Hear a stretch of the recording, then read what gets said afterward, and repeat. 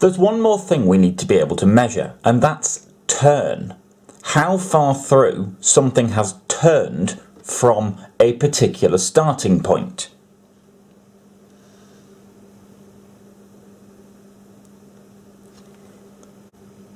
Now this measure of turn is called an angle.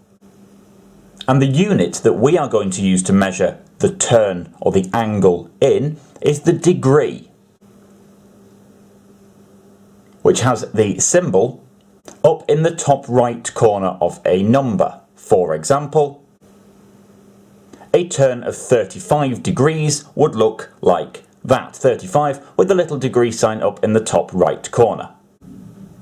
Just like anything else that we can measure, there are different units that we can use. The only one we need to know about is the degree, but there are others. It's worth bearing in mind that there are others because it again tells us that, like with any other units, the degree is a purely arbitrary thing. It's just that somebody said this is how we're going to measure turn and these are the units that we're going to use. And the system was invented to do this job.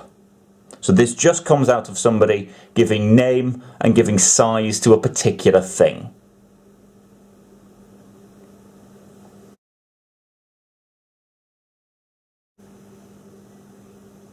The most basic thing we need to be able to do with angles is measure them.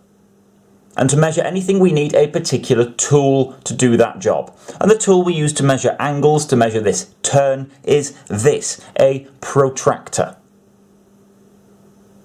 So there's a couple of things we're going to notice about this protractor before we actually learn how to use it. We're going to notice first of all that there are two scales of numbers, that we have one scale that runs from 0 to 180 around the outside, and then we have a scale that runs from 0 to 180 in the other direction on the inside. And at the top we just have the 190, that's halfway along, because halfway between 0 and 180 is 90, and that sits in the same place for both scales. Why are there two scales? We'll see why very shortly. Other things to notice, we've got all these little lines. So here between 0 and 10, for example, we must have 1, 2, 3, 4, 5 on the big line, 6, 7, 8, 9, 10, and then so on. We also have this cross here in the centre, and that cross here in the centre is the single most important part of this protractor. Because to use a protractor, well, much like anything else, we have to be accurate and careful, but we particularly have to do that when we're using a protractor. Because the difference between one degree and the next, while it can be quite small, it can have a huge impact on the size of an angle that we're giving. Consider this angle here. Well, if I were to extend these lines, the angle doesn't change, but this gap here does. And the two lines are getting further away from each other. Now imagine that this angle was out by even 1 degree. It was 1 degree steeper than it should be. Well, that can be a huge difference between the two lines further out from the centre of the angle. And if this was angles for, say, a flight journey, that could have a huge impact between where the plane should be and where it actually is. So it's important to be accurate with these angles. But before we can be accurate, we actually need to know how to use a protractor. So let's have a look at a particular example. So any angle is made up of two lines that meet at a particular point. The point being here. Now this point is where the angle is. The idea with measuring an angle is that we are measuring the turn from one line through to the other, and how far we have turned, how many degrees we have gone through. It doesn't matter which line we start with, because the turn is the same from this line at the bottom here to the upward sloping diagonal line as it would be going the other direction. The turn is the same, just in opposite directions. So it doesn't matter which one we start with. But I would suggest that when measuring an angle, we start with one of the lines being horizontal. So we might need to turn the page slightly to make sure that the angle is horizontal, but if we are measuring an angle using our protractor, let's have one of the lines being horizontal. We need to mark in which angle it actually is that we're measuring. So we're going to use this kind of curve notation. Any angle that's drawn with a curve, that is the angle that we are looking at. There is another angle that we could look at here. We could look at the turn on the outside the other way. We're not going to, we're just going to look at the turn on the inside there. So this is the angle that we need to measure. What we need to do now is we need to grab our protractor. And we need to put our protractor on the angle in a very particular way. We first of all need to make sure that the cross of the protractor sits exactly on the point of the angle. So we line up our protractor very carefully so it sits on the point of the angle there. And we also need to make sure that this line across the bottom of the protractor that goes through the 0 and the 180 sits on that bottom line of the angle, and that's why we need to do this carefully. We are then going to read round from this line until we hit the point where the other line crosses through the scale on the protractor. But which scale do we need to use? Well, when we're measuring anything, we're always going to start from 0, 0 turn. The reason why there are two scales, we select whichever scale starts with the 0 on the line that we're using. If the angle was the other way round and it was pointing that way, we'd be having to start on the outer scale because 0 is here. So we find the 0 on that line. We're looking at the inner scale this time because that's the one that starts with 0, and we read round 10, 20, 30, 40, and it crosses at 50 degrees there. So our angle here is 50 degrees. Let's have a look at another angle and run through the same steps again. So I've got another angle, and this time again we are going to measure this angle on the inside here. So we take our protractor, we line our protractor up so that the cross of the protractor sits at the point of the angle, and that this line along the bottom of the protractor, this horizontal line, lines up with the baseline of our angle.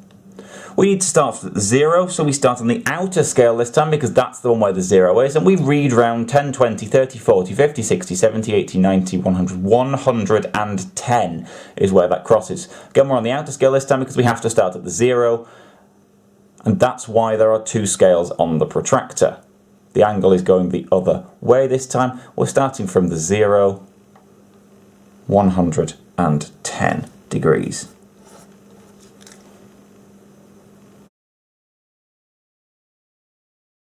So if we measure an angle and we get a number between 0 and 90 degrees, so anything that's more than 0 degrees but less than 90, not including 90, any angle between those measurements is said to be an acute angle.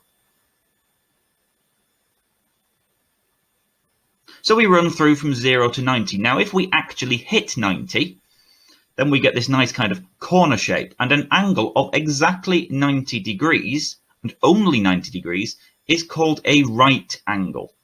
Now right angles are particularly important, and we will see lots of them through these shape topics that we need to look at. They will turn up in lots of different places and they will be particularly useful.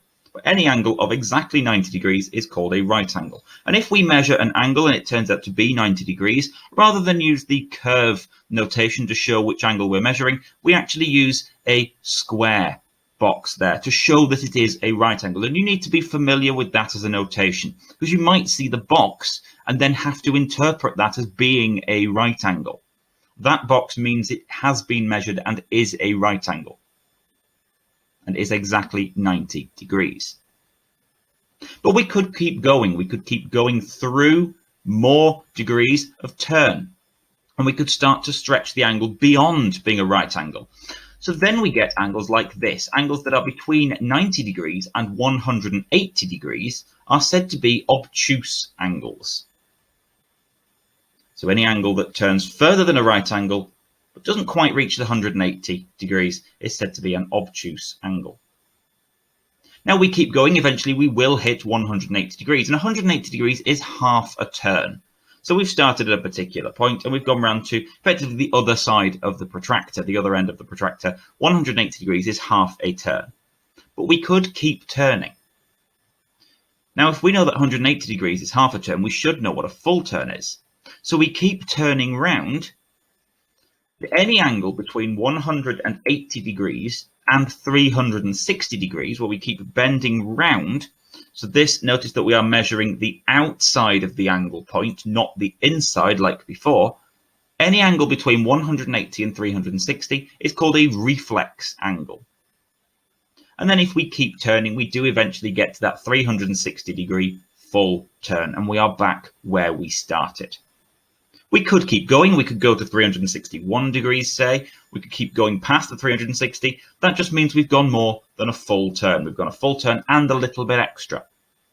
But these are the ones we need to know about. So 3 names plus the right angle, and then an awareness of the 180-degree half turn and the 360-degree full turn.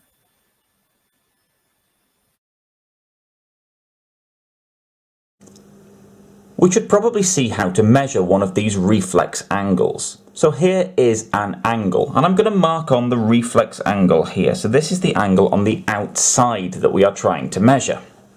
Now the problem with measuring reflex angles, we've just seen that reflex angles are bigger than 180 degrees and less than 360 degrees. But our protractor only goes up to 180 degrees. So how are we going to measure the angle?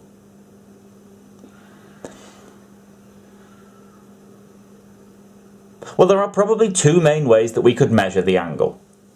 The first way would actually be to measure this bit inside. We could measure that. That acute angle, in this case, we could actually measure that.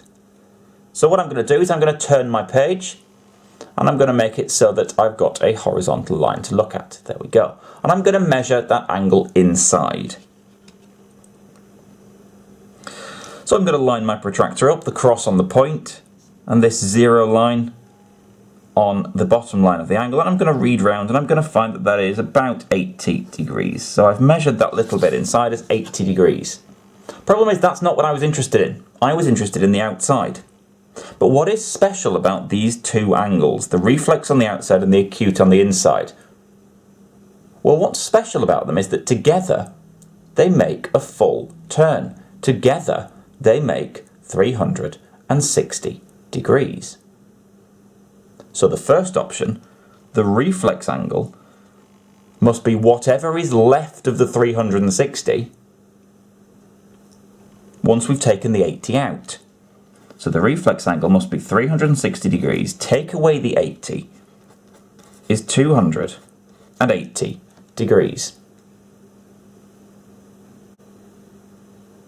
The other option for measuring it would be to measure the reflex angle in 2 parts.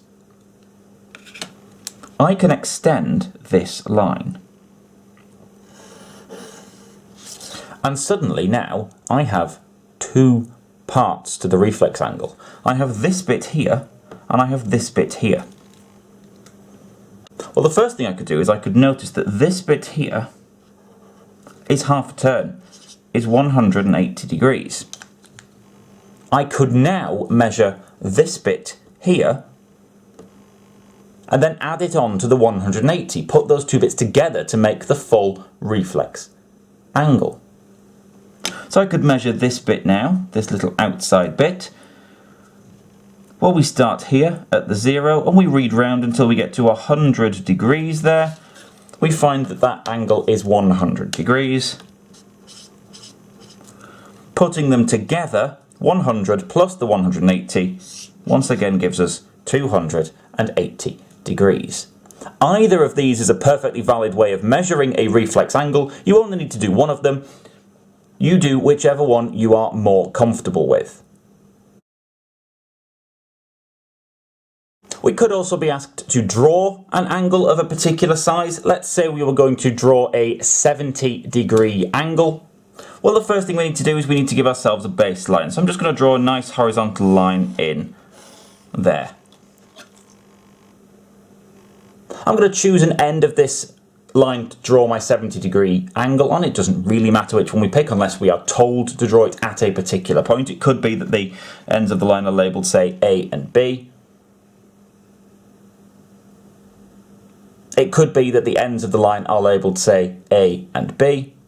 And we might have to draw the angle at A or draw the angle at B. If it doesn't matter though, we can choose, we're just drawing an angle. Well, I then need to put my protractor on that line with the cross at the end that I am choosing to draw my angle for. I'm going to draw it from A, and I'm going to make sure that the cross is right at the end of A there, and that the 0 line is on the horizontal line I've just drawn.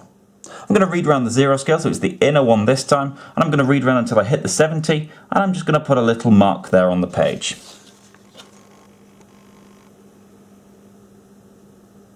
That mark will help me draw in the angle now, because all I need to do is draw a nice straight line between that mark and the end of the line at A.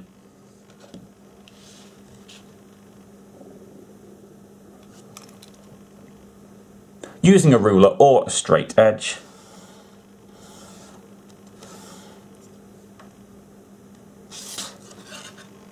And I'm just going to finish it off by marking the angle that I have drawn.